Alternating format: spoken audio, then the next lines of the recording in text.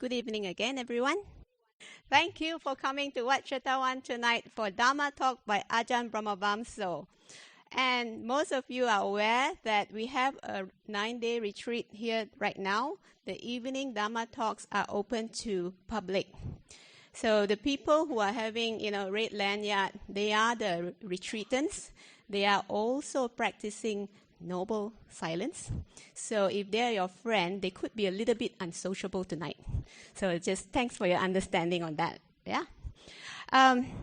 We are very honored to have Ajahn Brahm here to give a talk.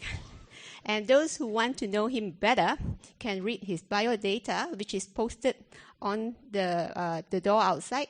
All the details of where he was born and study, became a monk, and where he is at today. Ajahn will give a talk for about 1 hour, and then will be followed by Q&A, questions and answers, for about 30 minutes. We try to finish tonight by about 9:30, because in consideration for the yogis as well as Ajahn to take rest, so they are continuing with their retreat for the next few days. Yeah, some of them may want to continue meditation as well. So without further ado, let's put our palms together and invite Ajahn Brahm to give the talk tonight on Samma, Sankappa, or right intention. Sadhu, sadhu, sadhu. Very good. So it's good to let me have a rest, because I'm getting old now. Old monks, they need to be preserved. You've lost too many old monks in Malaysia, so the ones you got left, please look after them. And this evening's talk is about right intention, Samma Sankappa, in the talk about the Eightfold Path. And the intention is, by the end of these 8 talks, when you've learnt and practiced the Eightfold Path, you should all be fully enlightened, because that's what the Buddha said. Anybody who practices the Eightfold Path will be enlightened. So if by the end of this retreat you are not enlightened, you can ask for your money back. You won't get your money back, but you're always allowed to ask for it. That's why these talks sometimes, to raise more money, we say, no, we can't actually charge to come in for a talk. That's wrong. That's not according to the Dhamma. So what we are thinking of doing is you don't charge to come in, but to get out you have to pay. But of course that is being too sneaky. And the talk about this evening is right intention. It's one of those parts of the Eightfold Path which is not talked about enough, which is not explained, and so it becomes the unknown factor of the Eightfold Path. Right intention. And as you should know, the intention is the most important part of anything. It's what you intend. That way your mind and your body follows. So if you know what right intention is, skillful intention, and you get that right, everything else follows accordingly. And I use this especially in meditation, which I'll come up to later on in this talk, saying if you understand what right intention is, then the whole of meditation becomes very clear. What you're supposed to do, and why people sometimes make mistakes and don't enjoy the bliss of meditation. But let's go to the beginning, the right intention. There are 3 right intentions. The intention of renunciation, letting go, giving up. The intention of kindness, of love, of compassion. And lastly, the intention of gentleness, non-violence. In Pali, it's nekkhamma, renunciation, letting go. Avayapada, otherwise known as metta, loving kindness. and lastly, ahimsa, which Mahatma Gandhi made very famous, the path of non-violence. So what do we mean by each one of these? First of all, the path of letting go.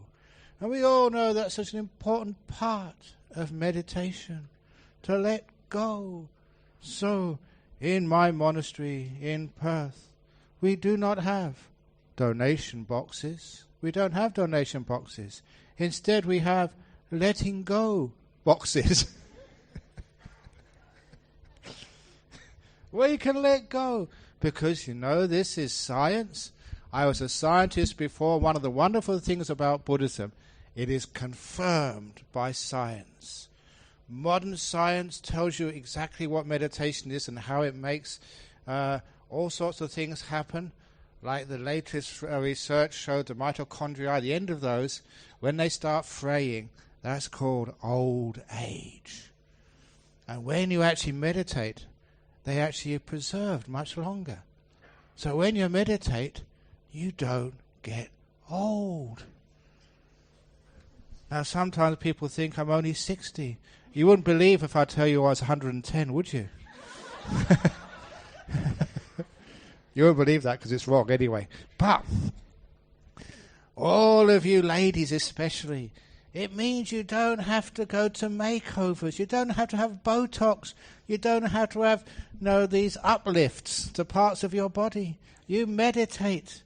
And when you meditate, those things can actually be levitated. What's that old joke about the old lady? There was an old lady, she was maybe in her 70s. She'd just lost her husband. And she was so depressed without him, she decided she didn't really want to live. So she wanted to commit suicide. So she got her husband's old gun. He had a gun. And she wanted to shoot herself, in the heart. That's instant death. But she didn't really know where the heart was. So she called one of her friends who was a doctor. Said, "Where is the heart?" And he said, "It's just below your breast." So she shot herself in the knee.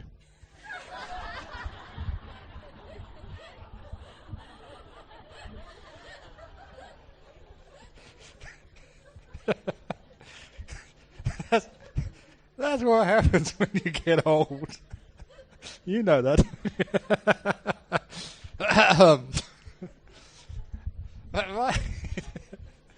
My intention is learning how to let go of everything and be peaceful. Then you have all these wonderful benefits.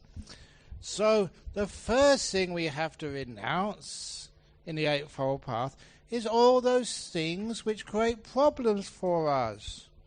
Let go of all your difficulties and problems in life. Why can't we do that? It's very strange, I've been telling people today.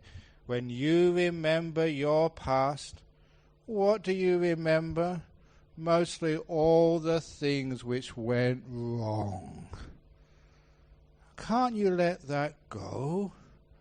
I like to talk to people about the simile of the photo album. Because many of you have got photo albums. Somebody gave me a photograph yesterday about, was it today? I don't know. When you live in the present moment, you don't really know whether it's today or yesterday or the future or whatever. But anyway, when I had my 60th birthday with my brother, it's a nice photograph seeing me, my brother and my sister-in-law. We like to keep happy photographs. And I've been to many people's houses, and I've seen usually the photograph of when they got married. I see the photograph of them. Usually when you get to college, you get your degree. Your parents on either side, and there is you in this funny hat, like a penguin, receiving your... But, that's a happy photograph. You see the photograph when you're on holiday overseas. See all these happy photographs which you have in your house and your albums. But I've never, ever gone to somebody's house and seen a photograph of their divorce. I've never seen a photograph of them doing their homework. I've never seen a photograph of you stuck in the traffic in KL on the way to work. You have the happy photographs. And why do you have photograph albums with the happy photographs? Because whenever you're feeling a bit depressed or a bit down, you could open up that album and you have all these happy memories. Oh yeah, that was me when I was at university. You know, look, that was 30 years ago and I haven't changed. Look at me, that's with my lovely wife when we first get married. Oh, she was so beautiful then. Shame I can't do an exchange somewhere, but anyway. Look at that. That was when we were on holiday overseas. Wasn't that wonderful memories? Because when you look at those photograph albums with the beautiful photographs, it gives you a lot of happiness and joy. And we don't keep the ugly photographs, the ones of when we're in trouble, suffering. You've never seen a photograph of someone when they're in hospital, sick. They're always the happy photographs, because the happy photographs uplift us. They cause us positive energy, happiness, and we share that happiness with other people because we're nicer people to live with. So there's another photographic album which we have inside here. And unfortunately, that one, we keep a lot of unpleasant photographs. The photograph of when somebody cheated on you, or when they called you a pig, or when they smashed your car, or they stole something from your house. How many people, when somebody died? Why do we keep the unpleasant photographs in our head? So the first thing we should do in renunciation, please renounce, let go of all the unpleasant memories in your life so far. There is inside your brain the delete button. Delete, delete, delete. On the computer, that is my favorite button. The renunciation button. Delete, delete, delete. Because when you do that, all these old emails, I don't know where they're from, they're probably from the BGF, I don't know. Delete, delete, delete, delete, and they all disappear. And that means you renounce, and so you're peaceful. You don't have any bad memories. You don't have any fears of the future. Let go of all the anxiety about what will happen next. Who knows what's going to happen next? In fact, so many of the things which I was worried about, they didn't happen. Usually something else happened. Often something worse. Which is why I said that saying of mine, never do today what you can put off until tomorrow because you might die tonight. You don't know what's going to happen in the future. So learn how to live more in the present moment and let go of all your future concerns and worries. We carry them too much. So much so that people are so anxious in our modern world. They're so worried about what might happen that it causes them psychological stress. It causes them ill health. And the things they were worried about, they wouldn't have happened if they'd learned how to let go and enjoy this moment. So the first things we renounce are the past and the future. And science has told us that that creates a lot of peace and a lot of happiness. What else can you renounce? What else you can renounce is what other people think of you. I don't know what other people think of you, but some people think I'm a saint. Other people think I'm the most stupidest guy on earth. Sometimes when you go on airports and people look at you and they think, my goodness, he's got a robe on, he must be terrorist.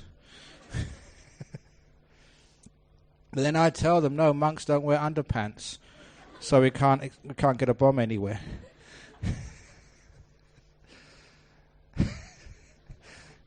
You can have good fun as a monk, going all over the place and letting go of things, because sometimes that you get into situations, and you just let go when people sort of start criticizing you and they start calling you bad names. You let go of what people say about you. What do they know about you anyway? How can they know who Ajahn Brahm is? It's taken me many years to find out who I am. How can they know? So whatever anybody says about you, please let it go. Renounce what other people say so you can be free and you're not concerned about being controlled by other people's expectations. You do what you feel is right, not what other people, not just trying to please other people.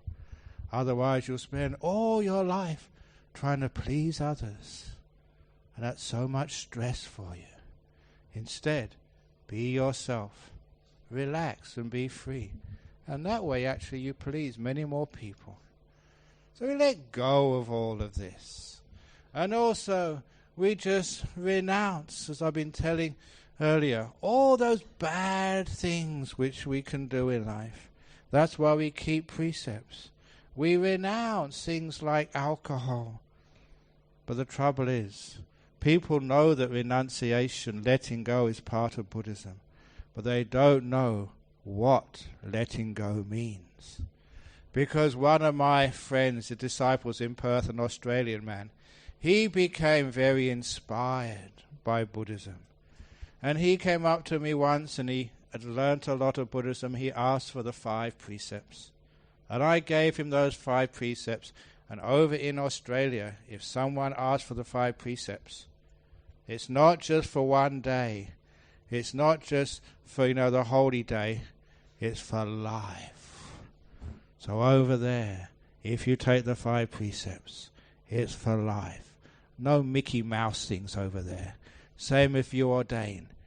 Sometimes people have asked me, can you do temporary ordinations in my monastery in Perth? And yes, we do temporary ordinations now. You ordain until you die.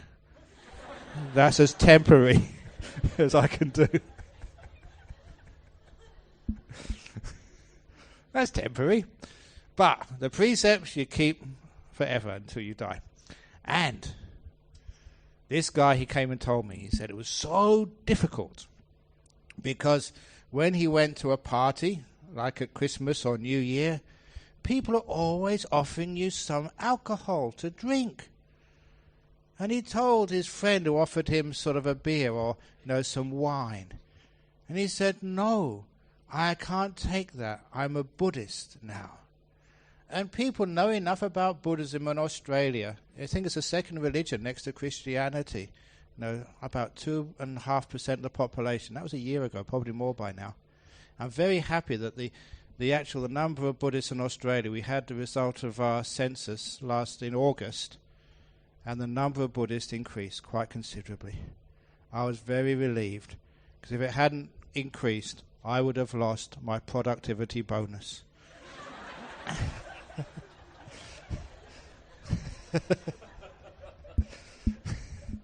I wouldn't have reached my sales figures.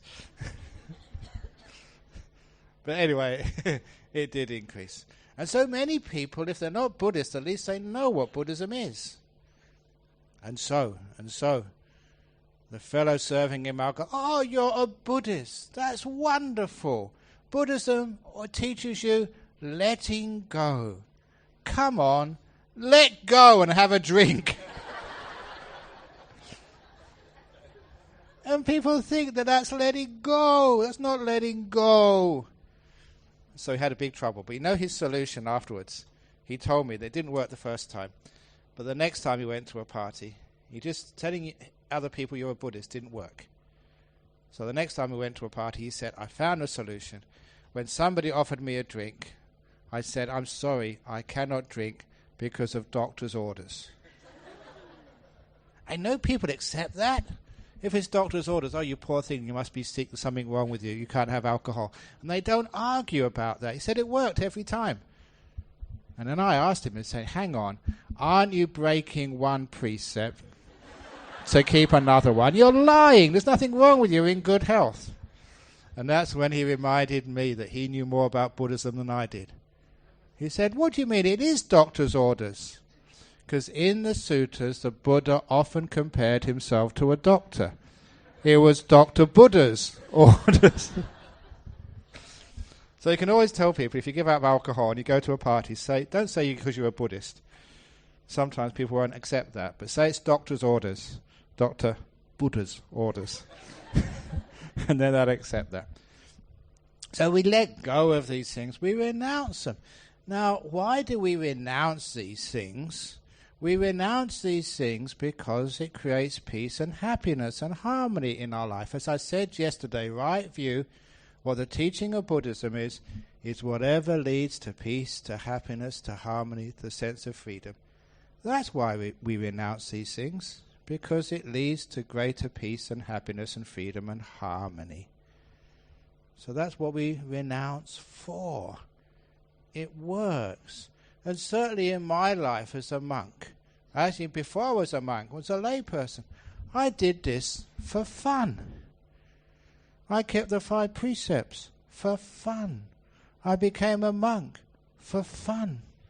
I keep on doing things for fun.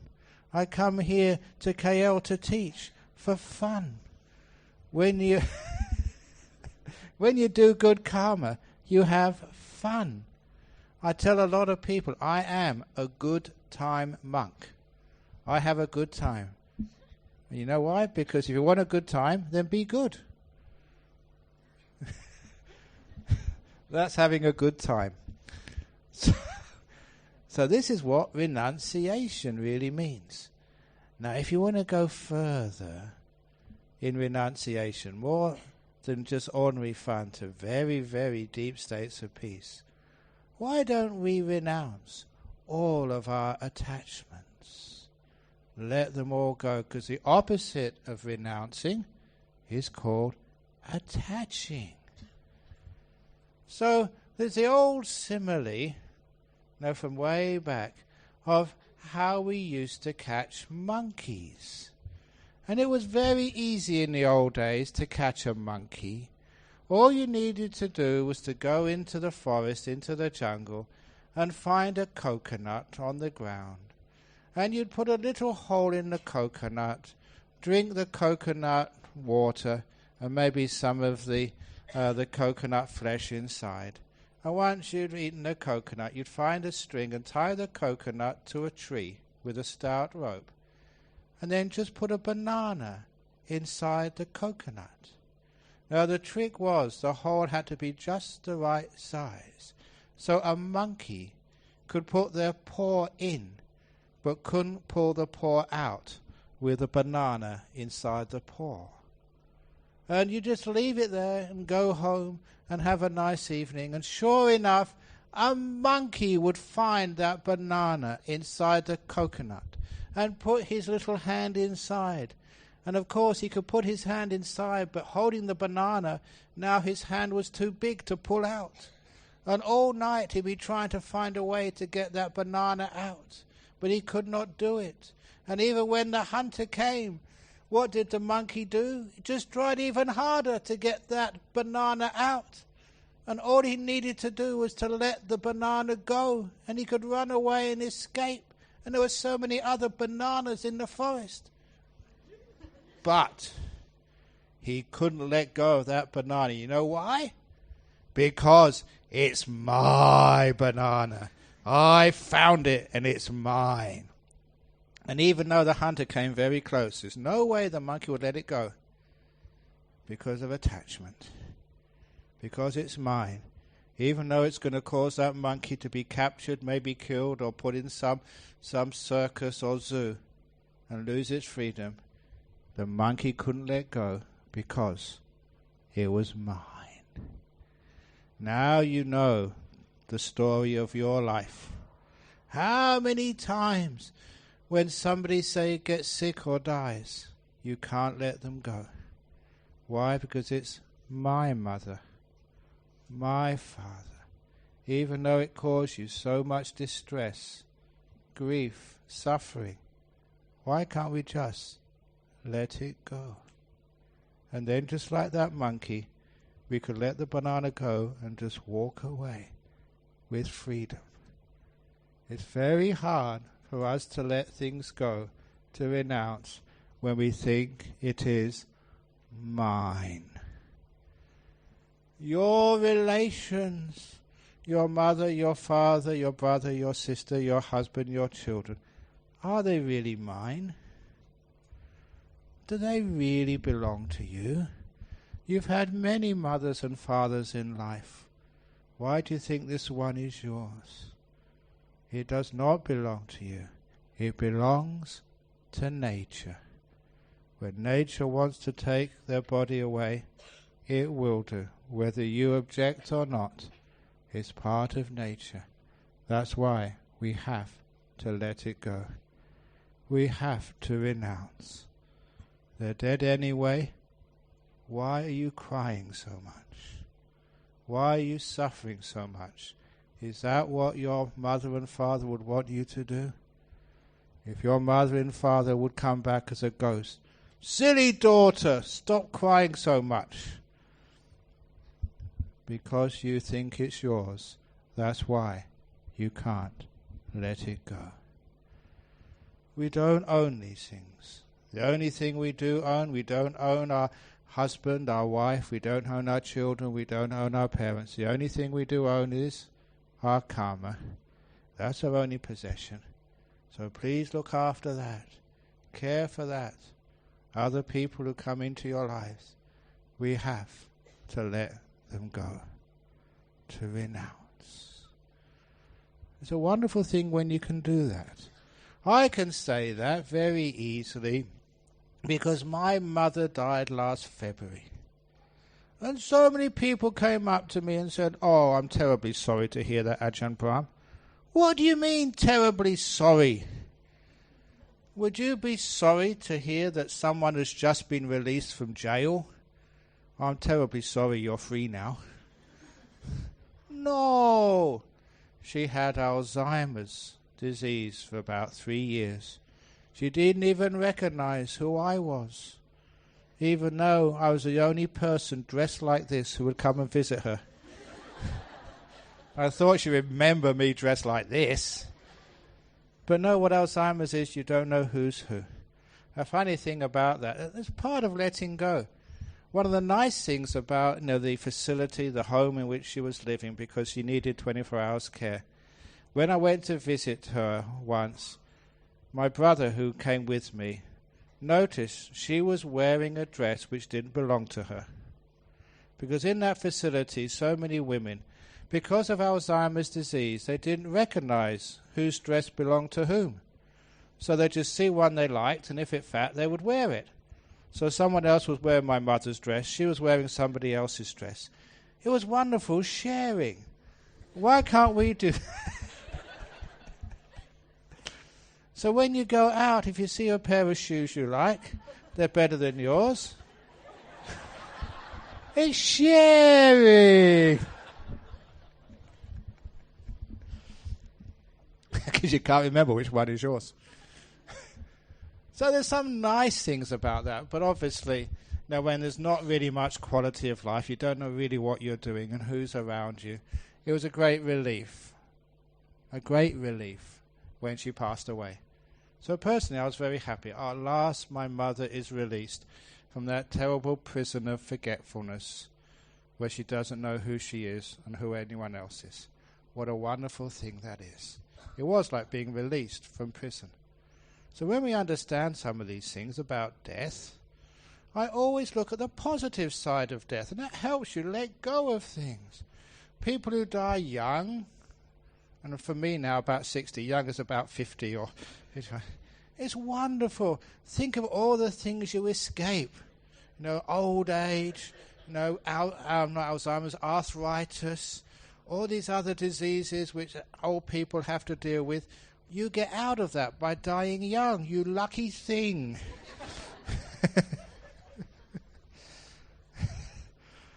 So you can always look at the positive side of life instead of worrying about, don't you want to go to heaven or go to enlightenment? So why are you worried about living and living and living and living? If you were going to go on holiday overseas to this beautiful... The Venerable was saying that he knows some Buddhists over in Cayman Islands. Beautiful places. I think there was some people in the... Not in the Maldives, was it not the Maldives? It's somewhere in the Indian Ocean, some idyllic island, and I heard there were some Buddhists there. And they invited me. You would like to come and teach a retreat? at this beautiful, what's it called in the Indian? Mauritius, that's it, in Mauritius. There were some Buddhists there. Would you like to teach a retreat in Mauritius? We'll pay your airfare, put you in a nice hotel, and all you need to do, give a few talks in the morning. The rest of the day you can be on the beach, meditating, of course.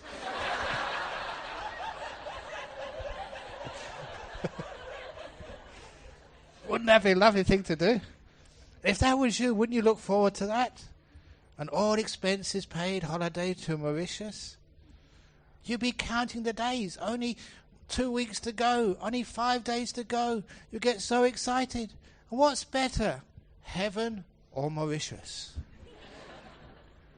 So a person who really understands these things, the closer they get to death. Doctor says only 5 days to go. I can't wait.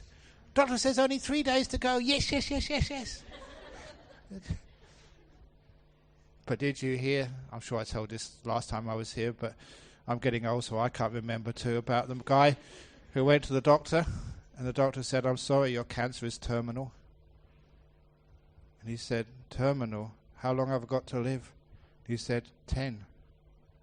What do you mean 10? 10 years? 10 months? 10 days? And the doctor said, 9, 8, 7, 6. That's terminal. So, when we learn to let things go, we can have much more fun in life. And even let go of all these fears of life and death. It's like how we live, not how long we live, which is important. And this is why all these intentions, if we have the right intention, the way we live and the way we die, we find we live and die very peacefully and very well. We can let go. And the other thing about dying, remember when it's your time, please let go of your body. Don't keep clinging to it. If you really think your body belongs to you, then just like that monkey in the banana, you won't be able to let it go.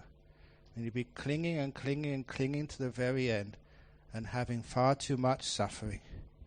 So when it's time to go, let go of the banana and go away. Die. And it's the same with your relations. The people you love the most, you have to learn how to let them go. And one of the best ways of doing that is before they die, go up to them and give them permission to die. This first became clear to me when I was counseling a fellow called Steve. He was an American married to an Australian girl called Jenny, a nurse. And they were really young. I think he was in his mid-30s when he got cancer and he died about a year later. And he was getting so close to death. I went to the house to counsel him. And I was really surprised he hadn't died yet. Until I realized what the problem was. He was suffering. He was really thin and weak and in pain. Why hadn't he died?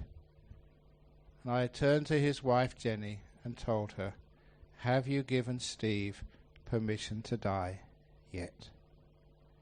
She never answered me because she realized that that is what was giving Steve, keeping Steve there. He could not die until he had permission from the person he loved the most and who loved him the most. Because you know when you're about to die, the last thing you want to do is to hurt the people who love you so much. So I always remember this. I'll remember this till the day I die. Jenny jumping up on the bed, putting her hands around the frail, wasted body of the man she loved and married, looking into his eyes and saying, Steve, I give you permission to die. Don't keep struggling for me. It's all right. And they hugged. The next morning he was dead. That's all he needed. So a lot of times, your family, maybe your mother, your father, kids or whatever, sometimes they keep holding on to that banana because they don't want to hurt you. And all you need to do is to tell them, I give you permission to die. I let you go. Go with my blessing. Fly. And then they can go. And I've done that so many times. And it's so beautiful. Then people can die at peace. they know that you have let them go. And then they can go. That's what we mean by this renunciation. And when you get many times in life, we have to learn how to let things go. We can't control the world. Sometimes the world does its thing, whether we like it or not. And the only thing we can do is to just renounce. Even some of your material possessions, I said, you think they're yours. They don't belong to you. The bank crashes. Bye-bye all my money. Something happens, there's a flood or an earthquake, and there goes your home. Bye-bye. You only have these things for a time. So there is an opportunity. There must come a time when you have to let everything go. I remember this story of a fellow called Patrick, and he came to our monastery the first year it was being built and helped out a lot. He was one of these men who was spiritual. It didn't matter what type of religion, would always be going to stay in monasteries and temples and ashrams, helping out, staying there, and after a while going to another place. The only possession he had in life, I didn't tell anything about a family, he didn't have any wife or girlfriends. The only thing he had, the thing he loved the most, was his Harley Davidson bike. And some of those Harley Davidsons are worth a lot of money. He really was attached to that Harley Davidson, not because it was a great bike, but it gave him the freedom. Whenever he wanted, he'd get on his bike and just go to the other end of Australia. It gave him freedom. And after visiting my monastery, he went to Sydney, and he wrote this letter to me that he was shopping in one of the big shopping malls in Sydney. He'd parked his Harley in the car park, went down to do the shopping, and when he came back, he found the parking bay was empty. Someone had stolen his Harley. And that was the only possession he had in life. And he was so shocked. But then, because of all the teachings of Buddhism he had heard, he managed to let it go. He wrote that he really did this. He said, well, you don't earn anything in life. Now someone else has got that Harley. Really, honestly, I wish them that they have as much happiness with this bike as I had. Thank you so much, this little Harley, for giving me so much joy over the years. Now it belongs to someone else. Please you take it and enjoy it. And he was so happy and proud that he could actually let something go. He actually did that. And he felt, wow, all these teachings I've been listening to over the years actually work. It's been stolen, I've lost it, you can't get it back. And now I'm not suffering. I'm just having this beautiful compassion. Whoever's got it, may they be happy and well. And he was so proud of himself. He passed a very hard test. And as he was patting himself on the back, that's when he realized he was in the wrong level of the car park. They all look the same. And of course, when he went to the correct level, his Harley Davidson was still there. So he won twice there. He still had his Harley, but he managed to let it go at the same time. And he thought, what a wonderful thing this teaching is. All these things, it's gone. Why suffer about it? Just wish the thief happiness and well-being. Isn't that what a Buddhist should do? And you could actually do it. And that's part of renunciation. So you renounce these things, then you don't suffer so much. And again, the only thing you do have is your karma. But the real renunciation of letting go happens when you learned how to sit down and cross your legs and meditate. Because you all hear, those of you on this retreat, the only thing I've ever really taught you so far is how to let go. Let go of everything. And especially let go of this person inside, always controlling things. It's amazing what happens when people stop controlling. I'm not sure if this happens over in Malaysia, But certainly in Australia, sometimes there are power outages. And the intersections of major roads, the traffic lights stop, they don't work. And everybody knows that when the traffic lights go out, the traffic flows more freely. People give and take, and then they don't have to wait at this red traffic light when there's no traffic coming in the opposite direction. And even better than that, there was this story from Jerusalem a few years ago when the doctors went on strike for 2 weeks. The doctors didn't do any operations or any work. The nurses had to look after everybody. And in those 2 weeks, when the doctors weren't at work, the death rate plummeted. People were far healthier when the doctors weren't interfering. And that's true. I've got the paper in my monastery. Are there any doctors here? You're doing a wonderful thing not working for 9 days.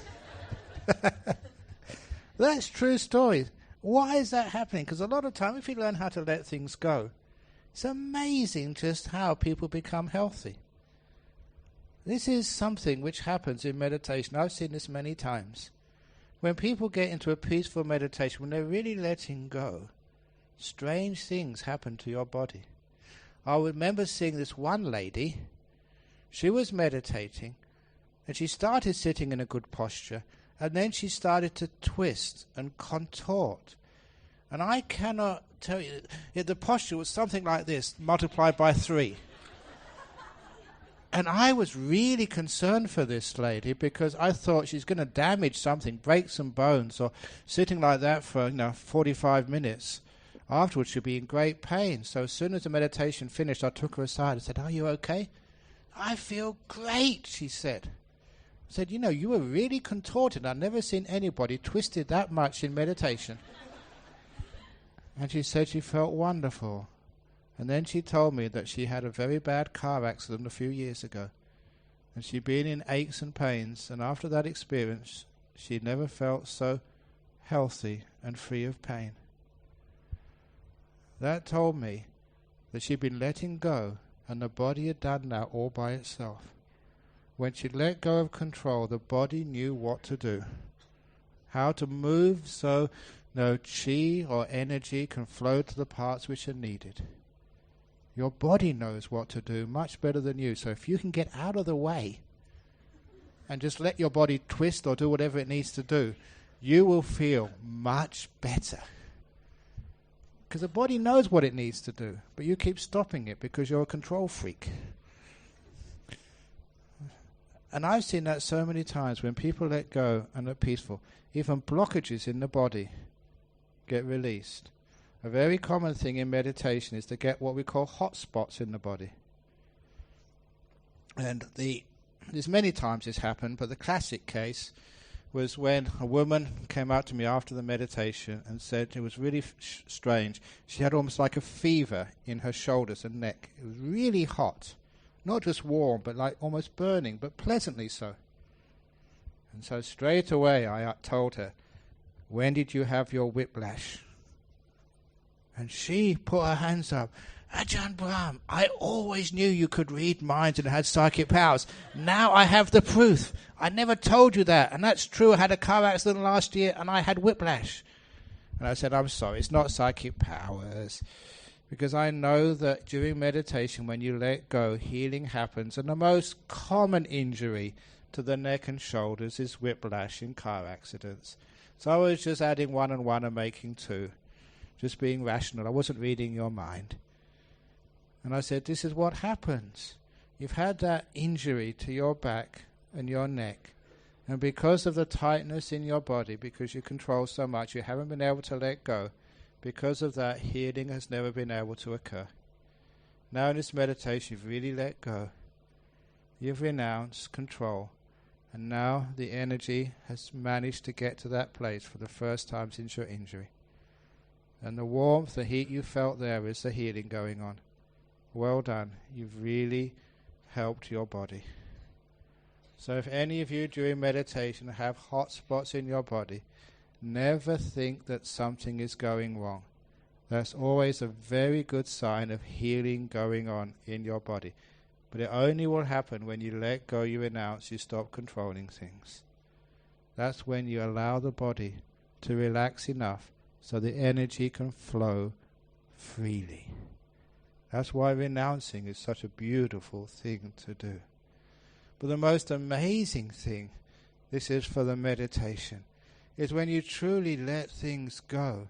That is when you become peaceful. We control so much, we don't allow even our mind to relax. All of this meditation is about being still. Remember, sometimes I used to read these books about people who would meditate up in the mountains, the hermits in deep caves.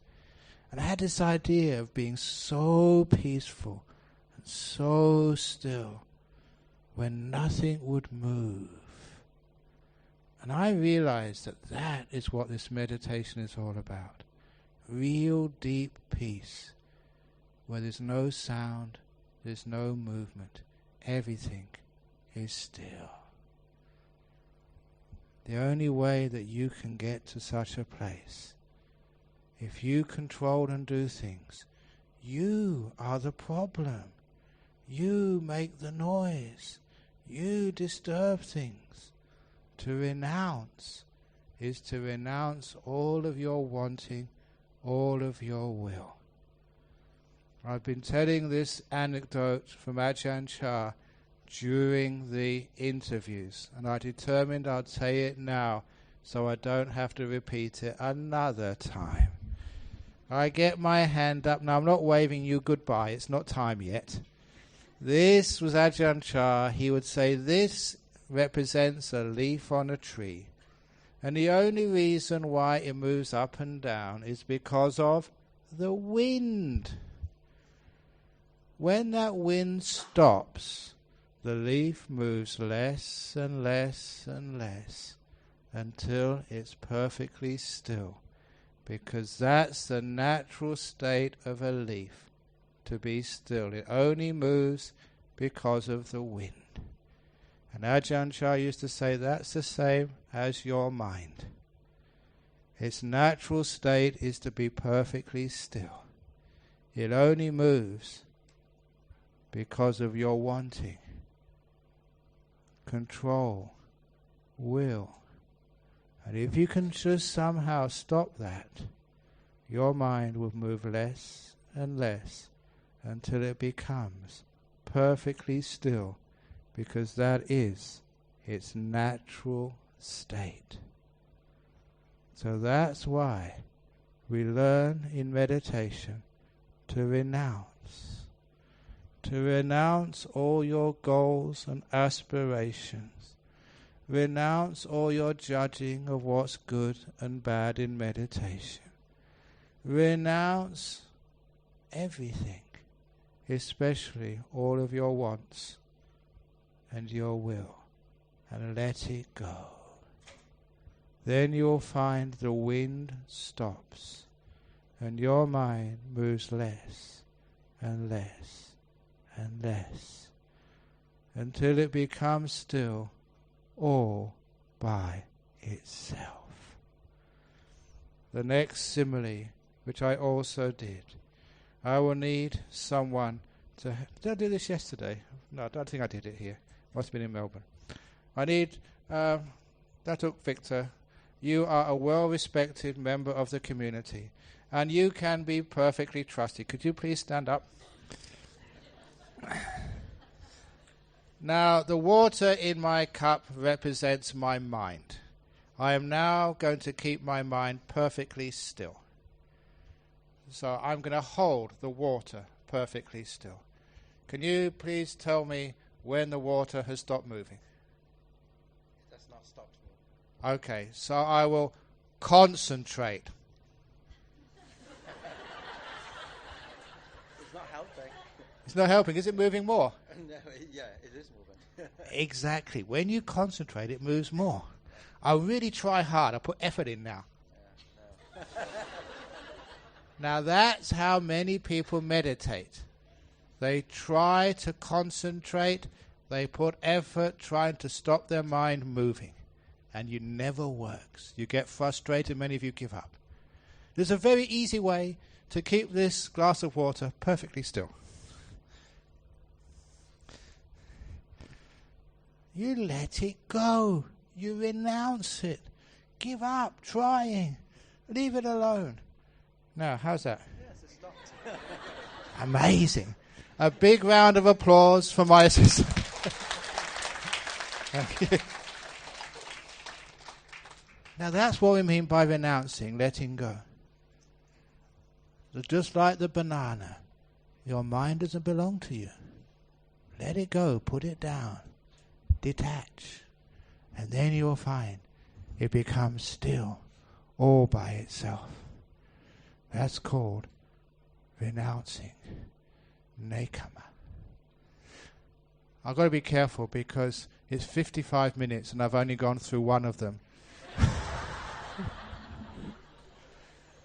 The next one is kindness.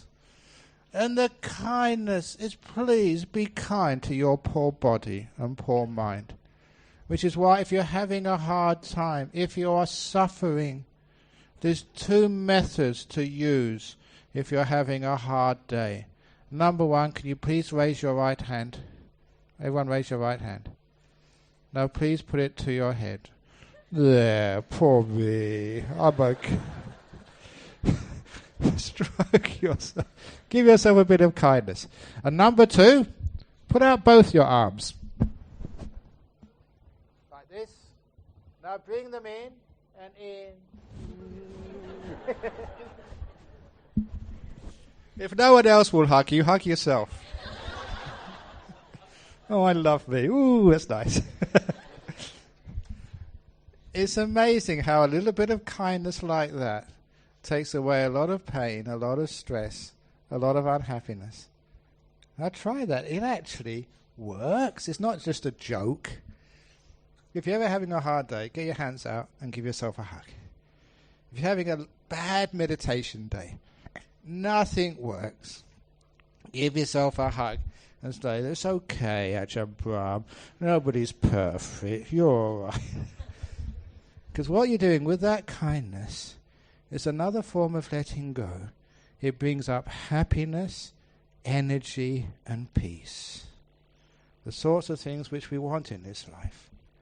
Compassion in life is again all about giving people the benefit of the doubt. You don't know why they did that to you, but be kind. They must be having a bad day. That's why they said such things to you. That's why they did such bad. You must have been doing a very, very bad day. And that's so true. Husbands and wives, if your husband comes home and scolds you, it's nothing to do with you.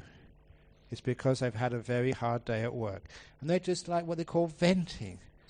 They're letting go of their anger at someone they hope will understand. It's nothing to do with you. They're just in a bad mood. And if they're in a bad mood, you just give them a big hug.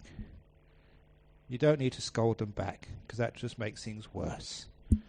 So give that loving kindness. And in this path of Buddhism, it's not just loving kindness to people. It's loving kindness to yourself. You poor thing, you've been meditating all day. And some of you have been so frustrated, you're probably wondering, how am I going to last another 7 days? Oh my goodness, it's only, what day is it? Today's Sunday, another 7 days to go. I'm not going to make this. No, be kind to yourself. You've done a very good job. That's why that I've developed my loving kindness so much. I never ever criticize anybody. That's why those of you who've come into the interviews, have I ever criticized you? You come in and say, oh, my meditation is terrible. And I say, very good. You come in and say, I've been sleeping all the time. And I say, very good. You come in and say, I decided to convert to Christianity. And I say, very good. You know, it's great fun doing that. In fact, that's so well known in my monastery that now they say I don't need to do interviews anymore. They just need to have some statue or some robot. And you come in and tell all the problems, and I say, very good.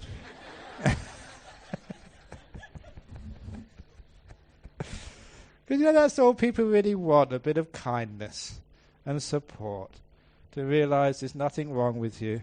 You're doing the right thing. It's only a matter of time, and you get the meditation. So it doesn't matter where you are, it's all very good. And you're loved, and you're respected, and you're supported. What a wonderful thing that is. You're never, ever criticized. That's why I remember there's a few people. One of the monks I first learnt this from was a monk called Ajahn Brahm, a very lovely monk. Of course, he's dead now, but of all the monks I ever met who actually looked like an arahat, fully enlightened, he was the one. Just so peaceful. And he had this aura about him. When I first went to see him to ask my questions on meditation or about Buddhism, I was scared. I was scared because I was sure that this monk could read your mind. And my mind was not ready to be read yet at all. But when I went in to see him, you had this wonderful feeling that he was a person who would never ever criticize you, who would never ever hurt you. And that was such a wonderful feeling, to feel so safe, so respected, so loved. I had that feeling for the first time. I don't want to move from here. I just want to sit here in this room just gazing at this monk for the rest of my life. Because you felt so safe, and that was so rare in the world. How rare is it that you can be with someone and you feel perfectly safe, you don't have to defend yourself, you're not going to get criticized, you're just going to be accepted and loved for who you are, even though you're stupid. You don't have to be smart and clever. Oh, what a relief. I went so peaceful and so still, I forgot all my questions. I just wanted to sit there. And what somebody said to me afterwards, they get this simile of the spikes. The simile of the spikes goes like this. Many people have got invisible spikes coming out of their body, and they're really sharp. Some people's spikes are so long and so sharp, you get even close to them and you get scratched. You know the sort of people I'm talking about? You don't even want to be in the same room with them. You get too close into their personal space and you get hurt. Those are the people with long, sharp spikes. Most people have got invisible spikes. They're not that long, but you get too close to them and you get hurt. There are some beautiful people in this world who've only got tiny spikes. You can go out with them, you can be close to them, but you get too close and then you get scratched. And there are a few very rare people in this world who've got no spikes at all. These are the beautiful, loving arahats, enlightened beings. Without any spikes, you can get as close as you like, and you always feel 100% safe, respected, and loved. You don't have to do anything. The love comes without any conditions. And it's very rare to find people like that, and if you find people like that, you never want to leave. So this is what we mean by loving kindness. Because you have this beautiful sense of acceptance and love, you never want to leave. I just want to sit there forever. If you have that attitude to your mind just wants to sit next to you forever, and you never ever have any restlessness. The only reason why in meditation you are restless is because you don't have enough metta in your meditation. If you had enough loving kindness, your mind wouldn't always be trying to escape from you, trying to run away because it's scared you may hurt it. Have this beautiful sense of loving kindness. Mind, I love you so much. You can do whatever you want. The door of my heart is open to you, mind. If you fall asleep and have the most weird sexual fantasies, it doesn't matter, mind, I still love you. It's amazing just how that creates so much peace in your mind. Because that loving kindness is another way of letting go. The door of my heart is open to you. No matter who you are, no matter what you do, no matter where you go. That's what we mean by love. Unconditional, no strings attached, no demands. Loving your meditation, no matter what it's like. Sometimes it's like counterintuitive. We think if we were going to get peaceful, we have to do something. But no. Love. Loving kindness. Allow this moment to be no matter what it is. Open the door of your heart to this moment no matter what it is. And then you're peaceful. Then things don't disappear. They stay with you. They don't run away. Remember, the only reason why you have restlessness in meditation is because of not being content enough, not being happy enough. The loving kindness creates that happiness. So have this beautiful sense of acceptance and love. That is the second part of right intention. And the third part of right intention is non-violence, gentleness. So please, all you people meditating, please don't do violence to your body. If it hurts, move. There was one monk I grew up with, he's now an abbot in England. He decided to sit through pain. He was meditating one night and his knees started to hurt. No, I am not going to move. I'm going to sit here even though it hurts. This is enlightenment or bust. You know what happened? Bust. He had to have a double knee reconstruction in hospital, poor thing. That's really stupid. If it hurts, move. It's kindness. I always think, what would the Buddha say? The Buddha would say, oh, you poor thing, please move. If you've got an itch, the Buddha would probably say, let me scratch it for you. The Buddha was a compassionate and kind person, was very gentle. We don't do violence in Buddhism. We don't do wars. That's not part of our tradition. But I see many people meditating who do violence to their body. They sit here, I'm not going to move. Even in some traditions, they get this big stick. And if you're nodding, whack! Should we do that? No. I went to a retreat once. You know, it really works. I went to a Zen retreat once when I was young, because there was not many places I could go on retreat. And it was this was in 1970 or something. There was only about 12 of us in this hall, facing the wall, when the master came with the stick. I always had good karma. I was always very lucky. Even though I was sleepy, the guy next to me was more sleepy than I was. So he was the one who got hit. And right next to you, went whack! And as soon as I heard that, all my sleepiness vanished. It was gone. So fear made me fully awake. But that's nothing to do with Buddhism, that type of violence. So don't be violent to your mind. If it wants to go off, go to sleep, be gentle with it. It's all right, mind, you can do that. That gentleness, that lack of violence, is a beautiful part of meditation. And if you do that gentleness in your life, you no need to be violent. I don't never punish my monks when they do things wrong. I never hit them with a stick. I find that gentleness and kindness are far more effective in getting the monks who live with me to actually to do the right thing. They've made a mistake, they come up to me, and I always do the AFL code. Acknowledge you've made a mistake. Forgive, it's amnesty. And learn to make sure that you don't do it again. That's all you need to do. There's no need for violence.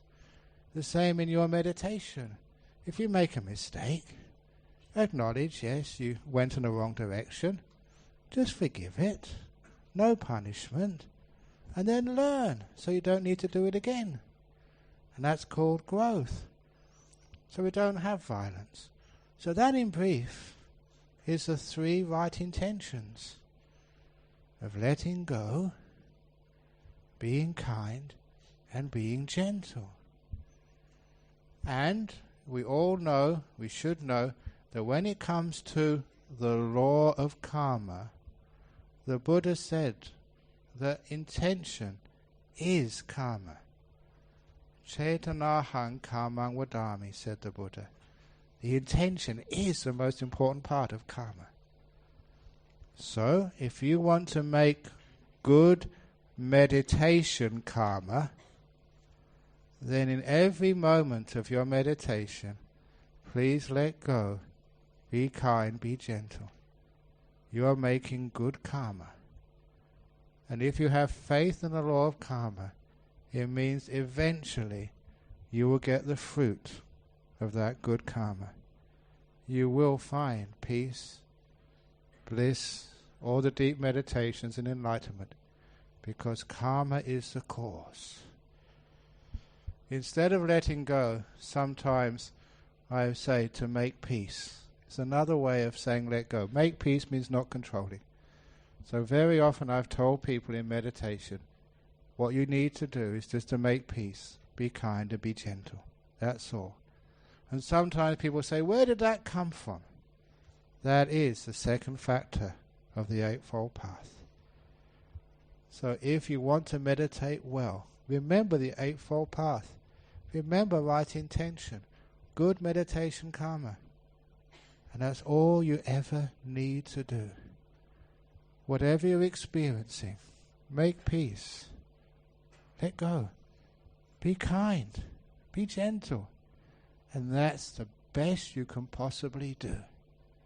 So when people ask me at any stage of the meditation, whether you've still got a sore body, whether you are sleepy, whether you're thinking a lot, whether you can't watch anything, they say, oh, I can't meditate. I say, can you make peace with how you feel? Can you be kind to it? Open the door of your heart to my sleepiness. Can you be gentle? If you can do those 3 things, then you can meditate. And that is what meditation actually is.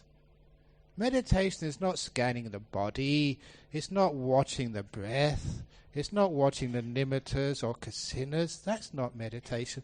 That's what happens when you meditate. But what you actually do is making peace, being kind, and being gentle with whatever you experience in this moment. And you wouldn't believe how powerful that is. That's all I ever do when I meditate. I don't try and get anywhere. I don't try and be mindful. I don't try and do anything except making peace with this moment. Make peace with it, not war. I'm just so kind to this moment. Whatever moment it is, I say, very good. And I'm so gentle. You see, that's the way I live my life. That's the way I relate to you. That's the way I relate to my meditation. Just making peace, being kind, being gentle. And that's really all you need to know about meditation. And if you say, well, I'm sick, I can't meditate. Can you make peace with your sickness? Can you be kind? Can you be gentle? Then you can meditate. When you're dying on your deathbed, what should you do? Make peace, be kind, be gentle. That is the optimum you can ever do at any time, at any place. It's called right intention. It really is the heart of the Eightfold Path. It's actually what you do. And that leads to all the jhanas and enlightenment. So please, if you ever want to know how to meditate, people ask you how you meditate, please tell them, just make peace, be kind, and be gentle. You try that in the next few days. It's such an easy thing to do. But my goodness, it works. Thank you for listening. Okay. So, the questions, which I have to do very quickly today. Any questions about the talk so far? Good. Thank you so much for being kind. For making peace. Very good. Wow! We're not going to do this in a few seconds. No, I'll be kind. I'll do the ones on the bottom first of all. Wow, heaps. Okay, first question. I've got a quarter of an hour to do these questions, so it's going to be... Would greeting and hugging close relations of opposite sex be breaking the precepts? No. If it's relations... Look, when my mother was still alive, one of the things which really hurt her more than anything about her son being a monk, because she couldn't hug me. And when I first went back, I was very strict. And I said, no, Mum, you can't hug me. And she was so upset. And so I said, I remembered that loving kindness was most important. So I said, okay, Mum, I'll give you 2 hugs. One when I first come and one when I leave. And she did that at the airport, but I said, hold on a minute, Mum. And I looked around to make sure there was no Thai people or Sri Lankan people who would criticise me. He said, okay, coast is clear, hug. That was really nice to do. And after a while, because when you first become a monk, you're very, very careful and you don't really understand why those precepts are there. If it's your old mum, for goodness sake, it's your mother, for goodness sake, so just give her a hug. So that's okay. Hugging close relations of opposite sex be breaking the precepts, yeah. An old mum is not going to cause you any problems. And in fact, it's really wrong if you don't. But if it's your ex-wife, no.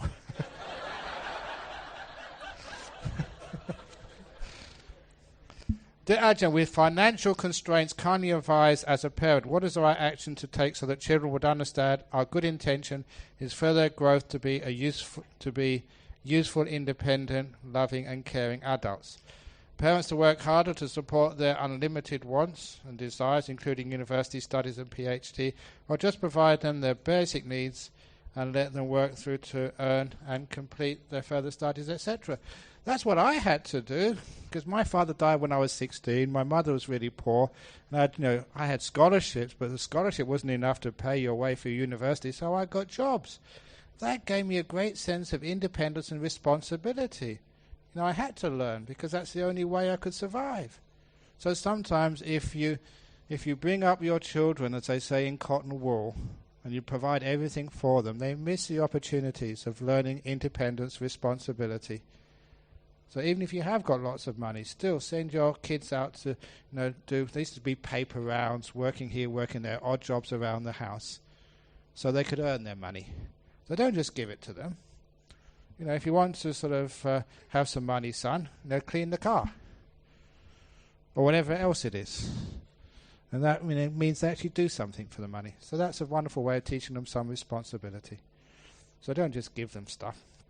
And that way they realise that if you do need to sort of get some money to pay your bills, then you have to sort of do some work for it, which is training them. That's what I would say anyway. And I'm an expert on this, having had so many kids in my life. I don't know why people ask me about bringing up kids. Could you describe a nimitta? The nimitta is go outside this evening, look at a headlight. That's a nimitta right there. A beautiful flash, but it stays there in your mind. So thank you for giving me a nimitta. That's the next one. But I'll go into nimittas later on. I always have tremendous ache in my legs during meditation after every 20 minutes, regardless of the posture I have. I understand we should be compassionate towards our body, but if moving the legs into a more comfortable position every 20 minutes, will that shake my concentration? Do I still have to do it? Look, take your legs off so they don't hurt. Get them amputated. No, don't amputate them. Find a chair to sit on, or get some more cushions. Change your posture this way and that way until you can find a comfortable one. Look, the person who asked that question, have you ever watched a movie? How long does a movie take? 2 hours. Can you watch a movie? What do you do when you're watching a movie? Sometimes you're not paying any attention to the legs. It's such an important movie. Oh my goodness, that's a whole hour. I should have moved my legs by then. Even going to the toilet. You know, it's such a good movie. Oh, but I've got to wait till... And it's amazing what you can endure when you really have to. So a lot of times, if you just make peace, be kind, be gentle, forget about it. You're not going to sort of get any trouble with your legs. But if you have to, move. But after a while, you find a lot of times it's the mind. Remember that when you watch a movie or watch the soccer or anything else you like, you can sit for hours. But in meditation, you can only sit for 20 minutes because you're not enjoying yourself. Not enough loving kindness. My grandmother passed away 3 years ago. I still have recurring dreams of her. Is it because she has not been reborn and is asking for merits? Unlikely. Unless your grandmother was a bad girl. Was she a bad girl? Probably not. All it is because you have attachment to her usually. So just move on in life. Let it go. It's not your grandmother. It's not the monkey's banana. There's many more people you have to love in this life. So please let that one go. It's very unlikely that she wants merits. Dear Ajahn Brahm, thank you for guiding us to an inspiring journey. So far to practice meditation, I've only just begun. However, I have some doubt on how to clearly know we have seen or experienced the nimitta. This is because the nimitta is what happens later on in meditation when especially the 5 senses of seeing, hearing, smelling, tasting, touching vanish. And then what's left is the mind. And the usual way we experience the mind is as a beautiful light. For those of you who know the Anapanasati Sutta, that's stage 9. Chittang Patisangvedi. You experience the mind as a beautiful light. The Buddha said the light is radiant. Pabhasara citta. When the defilements have gone. That's what you experience. It's beautiful light in your mind.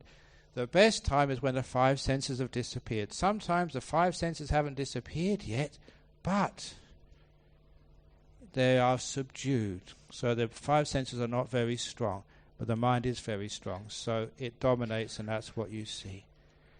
And don't worry, every one of you will see the nimitta. If you don't see it while you're alive, you'll see it when you're dead. Have you ever heard people with these near-death experiences floating out of their body? And what happens next? They go to the light. That is exactly the same as what you see in meditation. Only, you're alive, and when you see it when you're dead, you're dead. But what it is the mind manifests when the 5 senses shut down. That happens in death, that also happens in meditation. So you'll all see it sooner or later. Sooner better than later.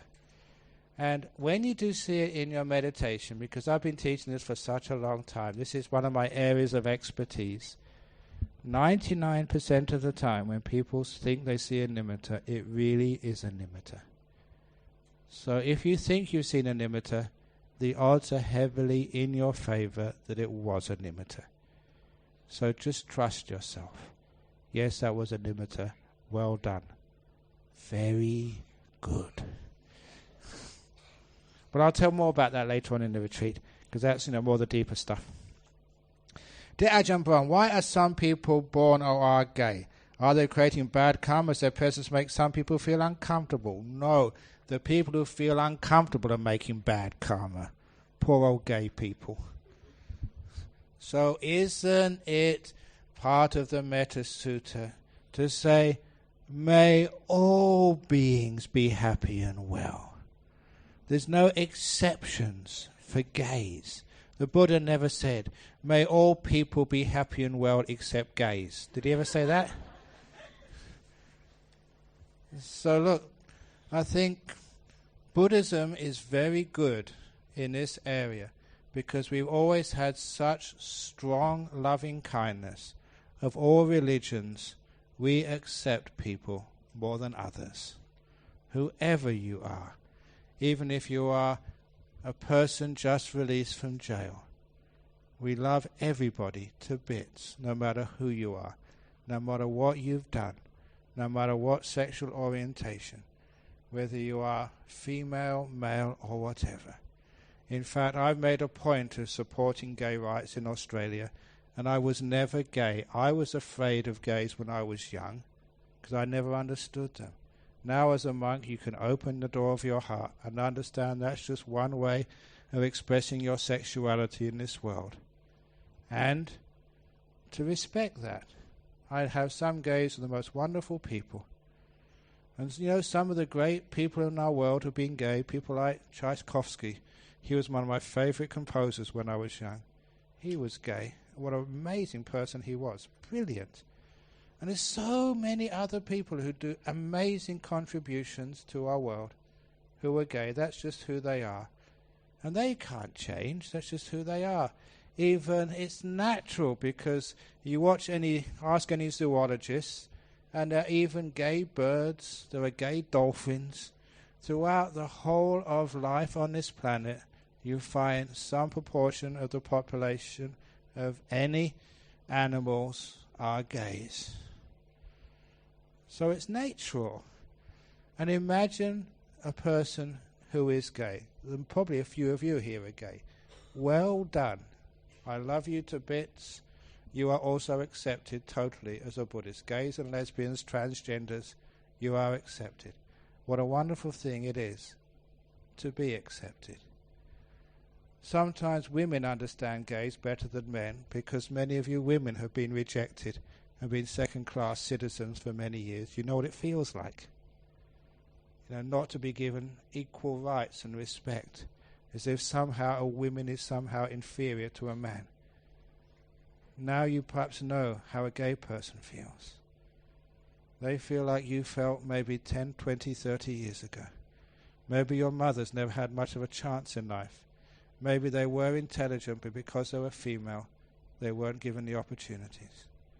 That's what gay people feel. Outsiders, rejected. And as a Buddhist, I will not stand for that. So, anyone who's born gay, welcome. And as far as Buddhism is concerned, you have totally equal rights. And I will stand up for you. In fact, these days, especially in the West, gays are accepted. The people who aren't accepted anymore, or still not accepted, are the celibates. It's true, because I remember seeing this interview from this lady in the United States. He said, gays are okay, but celibacy is unnatural. And that's what they used to call the gays, that gay is unnatural. And now they say having no sex at all is unnatural. So I am going to ask for a float in the next Mardi Gras in Australia. Celibate rights. Equal treatment for celibates. So don't stop discriminating against people who don't want any sex. It's your choice. Dear Ajahn, if I take the 8 precepts, can I eat afternoon?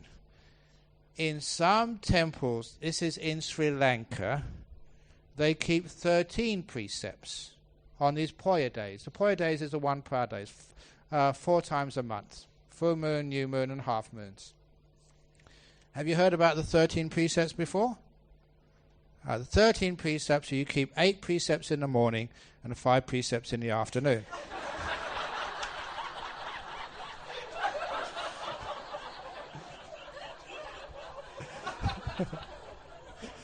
Well, that's cheating. The 8 precepts, the biggest one is not eating in the afternoon, so you only keep that in the morning, so you don't have to do it. No, if it's 8 precepts, the day you keep 8 precepts, you shouldn't eat anything in the afternoon of that day, or at night time. You have to do it at least for 24 hours. Otherwise, it's no meaning at all. So you keep the 8 precepts. Quickly, I've got a few more minutes. In staying retreat, we are sort of separated from the outside world, so in a way there is less desire. But when we resume our daily lives after retreat, exposure to desires from the outside world start coming in. How do we sustain ourselves to achieve the similar experience we had in retreat? Easy, don't leave. Renounce, become a monk.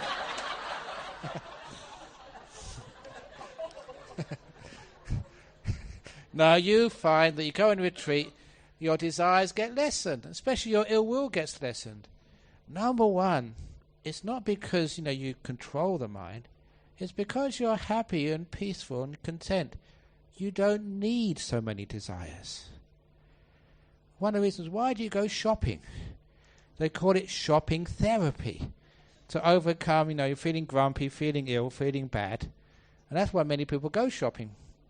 But when you feel happy anyway, you don't need to go shopping. You're just happy being at home. Why do men go to parties or go looking for other mistresses? Why do they do that for? Because they're unhappy.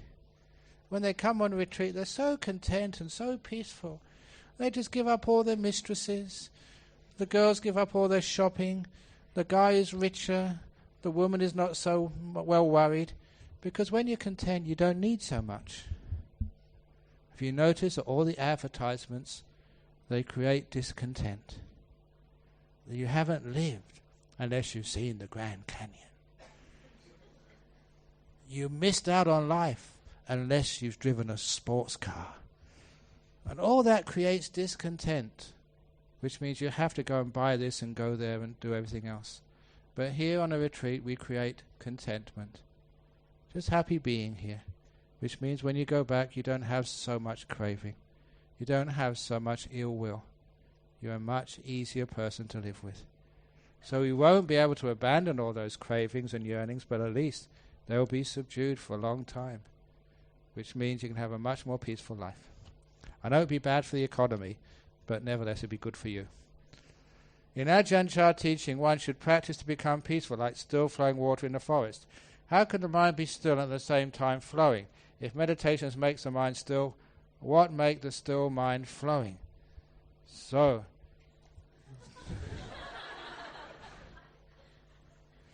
in other words, you are still, but the world is flowing.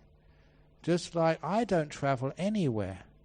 I never move. I just sit down on the aircraft, and the aircraft moves. I don't walk. I don't fly. I just sit down and I'm perfectly still. The next thing you know, you land in KLIA. So I am still monk flying. And that's what happens. You're still just sitting here inside your body and mind, and the world passes by. But you are still as the whole world moves. And a good simile of that, and which is very wonderful for your meditation, is sometimes when you have thoughts, feelings, emotions going on in the mind, in order to renounce them, this is another wonderful simile. Remember the time you watched a movie, maybe in the old movie theatres. Because I remember going to the movies when I was young, and there'd be some movie on the screen, and people get so sucked into the movie that people in the audience would shout out, "Hey, behind you! They're creeping up on you!" And then did you ever see that happen? And it's a movie, they can't hear you. But still people shout out and give instructions as if the person could hear. That's called getting involved in the movie. But if you can remember you're sitting in the armchair or in the seat in the movie theatre, and that's just lights going on the screen in front of you, you don't get so involved. Which means that when somebody dies, you don't cry. When the lovers meet, they run towards each other and they embrace you. Oh, isn't that nice? Oh. If you remember it's a movie, you can be peaceful. You can let it go. You don't get so involved. And for those of you meditating, all those thoughts in your mind, the only reason they keep going is because just like a movie, you get involved in them. They're my thoughts. If you can just stand back and say, I'm sitting here in the chair, and these are just thoughts like going on the TV screen, on the movie screen, then you find you don't get so involved. You can let them go very easily and they soon stop. But when you get involved in them, they're interesting, just like the movie. 2 hours goes by, wasting your time. So that's how we let go. Another quick one. Bhikkhu Bodhi in his book, In the Buddha's Words, mentioned that to reach the attainment of stream entry, the aspiring disciple should cultivate the 4 factors leading to stream entry. He further mentions at the peak of the training, when insight reaches its peak, the disciple's understanding will undergo a major transition, which marks the entry upon the fixed course of rightness, the true Noble Eightfold Path that leads to irreversible Nibbana. Can you please explain what the Bhikkhu Bodhi meant by the fixed course of rightness above? Yes, he meant making peace, being kind, being gentle. When you understand what's going on, you understand there's no self in here. So this will business, that is the problem. So that's what happens when you understand stream winning. No one in here. So you can't do anything when there's no one in here to do things. So that's what we mean by making peace. Being kind, being gentle. Letting go of the control freak. There's no one in there. So shut up and be peaceful. Please let me know when we should stop. There's quite a few more in the biscuit tin. Ajahn Brahm, how does one feel in samadhi? Wonderful. Oh, give me more. Whoa, this is brilliant. It is the bliss better than sex. That's how it feels. Are you interested? And that's actually true. I'll probably mention that later on when I get into the deep meditations. Dear Ajahn, during meditation, when I relax my body for a while, I feel comfortable. But after a moment, the body will start to shake, swing from right to left or left to right. Shall I let it be, and why? Yeah, please let it be, but please tell the people sitting next to you to move a bit further away. We don't want them to get injured. Other than that, you can please let it happen, because it's just a body doing its thing. Sometimes it needs to move that way just to get energy going from it, or sometimes it's actually stored up stress being released. Dear Ajahn, we are going to die alone. You never know it. If you die in an aircraft, you die with lots of other people, and the flight attendants are with you to look after you as you die. That's not a nice place to die. If it was the end of the world, we'd all die together. That we're going to die alone. It's necessary to come to terms with our basic aloneness, to be comfortable with it. The mind can become strong and peaceful in understanding, making possible a beautiful communion with others. Please explain. Thank you. Yeah, I told you this morning, I think, I spent 6 months in solitude, never speaking to another human being, never seeing anybody for 6 whole months. But I was never alone. There was always somebody there. And that was me. Wherever I go, here I am again. Now, I went all the way to Kuala Lumpur, and here I am again. I took me with me. Wherever I go, I can't escape from me. A lot of time that's what people do. They take alcohol and drugs to try and escape. When they come down from the drugs, when they sober up, they're back with themselves again. The one person you can never escape from. You can leave your husband, your wife, you can run away from your parents, but the one person you never run away from is yourself. So a long time ago I realized the most important relationship I would ever have is a relationship with myself. So I learned how to forgive myself, be kind to myself, and open the door of my heart to myself totally. Even the dark side, the side which I wasn't really happy with, all the wrong things I did as a kid, that can come in as well. So it's like uniting the whole of yourself, your whole history. Now that's an interesting part which would benefit a whole talk. Sometimes people have been through some great tragedies in life. Being raped, being cheated, having terrible accidents, and they try and get rid of that part of their life, and they never can, and they never should either. That is part of who you are. So instead of trying to get some psychologist or some monk to get rid of that as if it never happened, no. You bring that in. Embrace it. You don't get rid of it. You transform it. And that's what acceptance actually does. That's part of you. And that's what we mean by opening the door of your heart to all of you, even the difficult parts which happen. And I teach this to victims of torture and trauma, refugees who come to Australia who've been through stuff which will make your skin creep. Terrible stuff has happened to them. And I tell them, I can never wave a magic wand and make that stuff go away. It never will go away. You have to bring that inside yourself. Open the door of your heart to that as well. And when you stop rejecting it, but accept it, then it becomes transformed. And it's no longer a problem. It's rejecting it is a problem. Making peace, being kind, being gentle, embracing it. That is the solution. That's why monks like me are the ones who teach psychologists. That's where all this stuff comes from. Because we understand the nature of the mind. Whatever's happened to you in your life, don't have part of it which you try and imagine never happened. It did happen. Accept it, embrace it. That's who you are. And when you stop trying to get rid of it, then the problem has stopped. During meditation, how should I stop myself from slouching? Follow my example. Slouch to the max. Because when you slouch to the body's doing what the body needs to do. So if it feels like slouching, slouch. I remember slouching once, and I had my body right in front of me, and it was just bending over. And then I just noticed it straightened up all by itself. I never did anything.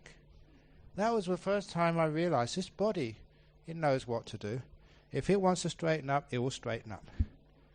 So you just leave it, let go, let the body decide what it needs to do. Okay, one last? 5 more minutes, okay. I told her when I ran a conference once in Perth, we had the 10 minutes, 5 minutes, and then the gun. That's the only way to run a conference, Victor. Sadhu, sadhu, sadhu. Ajahn, how can one curb anger when it arises and fast? It's easy to overcome anger. You just let it come, let it go. The door of your heart has 2 parts to it. You can go in the door, and you can also go out as well. So all that stuff, let it come in and let it go out.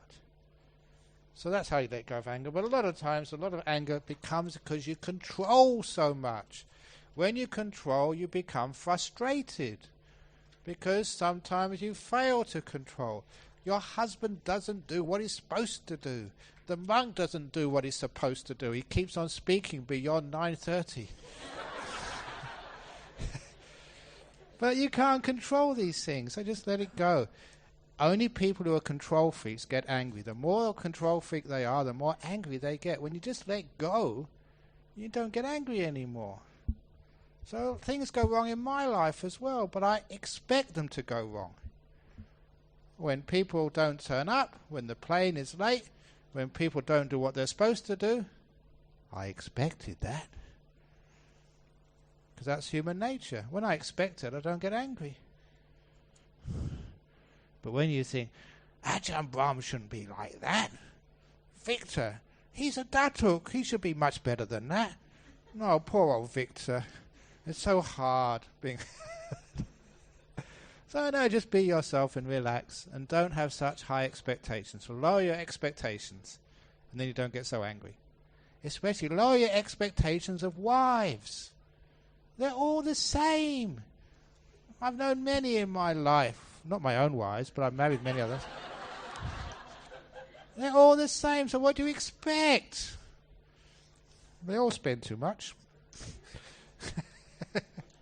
That's the nature. My intention is always to help or do as much as I could offer. However, there are times, in fact often, friends started taking advantage. For example, paying for meals, doing chores and so on. At times I feel very angry and ask why. Because that's what they're like. And if they take advantage of you, you keep taking advantage of me. And I'm very happy. That's what I'm here for, to be exploited. Exploit me. Take advantage. Because that's, you get so much fun being taken advantage of, being exploited. Because that's your life, to give. The more you give, the more happiness you have. But if you expect something back in return, you lose all of the happiness. Just like I've seen, just in the back wall over there. All the people who donated, they got all their names on there. That's not donations. That's not charity. That's advertising. So-and-so gave so much. So real donations, real giving is expecting nothing back in return. Expecting to be exploited, taken advantage of. So that's, I love that, just giving, and I don't care. I don't expect anything back. And I don't ever get anything back either sometimes. At times I feel angry and ask why. Then I get confused. Should I just do my part and be wise rather than suffering or getting upset? Don't just do your part. Do more than your part. That's why I taught this to the monks in monastery over in Perth. And when it's time to do a chore, there's a competition. Please let me do it. No, you did it last time. I want to do it. And they fight to do more work. Because they realize it's opportunities to do karma, good karma. So please, let me feed the monk. No, you fed it last time. I want to do it. I want to wash up. No, you did the washing up last time. It's my turn. I want to clean the toilets. No, I'm doing cleaning the toilets today. And you get up early and clean them before. Ha, I caught you. I done the toilets first. Now that is great fun. When I learned this, the last 5 minutes, last story, there's many here, we'll do this tomorrow. Ajahn Chah's feet. Because it used to be the tradition in Thailand, because we used to go on arms round without any shoes on. Your feet would get dirty. Before you came into a hall, you'd have to wash your feet. And if it was a teacher, monks would wash his feet for him. And when I saw this, coming from a place like England, I thought, why do people have to wash this man's feet? He's old enough to wash his own feet. And this was just too much culture and tradition. But it wasn't just one person washing his feet. About 20 monks would rush up, and he'd had about 10 monks on each foot. And I thought that was so inefficient. So what I decided I should do was have a roster. That's how you do it. So you're rostered on today to wash the feet. You're the next day. You're the next day. That made sense. That's how we do things in the West. We organize it. Just like you have the roster for washing up here. Now that is not the way to do it. He never had a roster. It was just the fastest was the one who washed the feet. So I was always a scientist. I decided to do an experiment. I couldn't understand this. So the only way to understand it is do it yourself. And you had to be fast. So I was poised like a cat. Come back early, waiting to see Ajahn Chah. And as soon as I saw him, I rushed up, as with many other monks. But I was fast enough, I got a toe all to myself. And I felt so happy washing the toe of Ajahn Chah. And I always remember that to this day. And then I realized why people do this. I got so much happiness washing the toe of my master. And I understand what giving really is. You give, and it's not because the person needs it, because I need to give. And you do it not because it needs doing, but because you need to give. And when I understood that, I understood why so many people get so much happiness after washing the feet of a monk who could wash it for himself. That was not the point. So if you really want to have a lot of fun tomorrow, you get there and wash the dishes before anybody else. It doesn't matter if it's not your turn. You just do that because it's fun to do, to help, to serve, to look after other people. That's one of the great ways of having happiness. So before I get shot,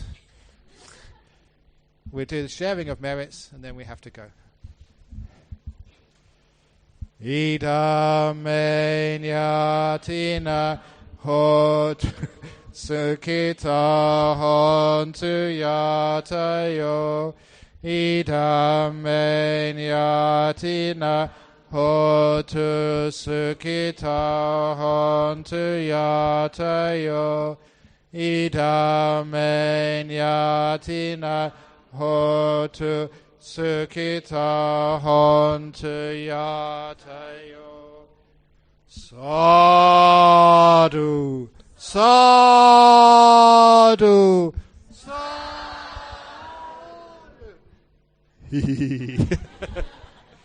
Very good. Any announcements before we go to bed? Okay, off you go. Good night. Sleep well. See you in the morning if you're still alive.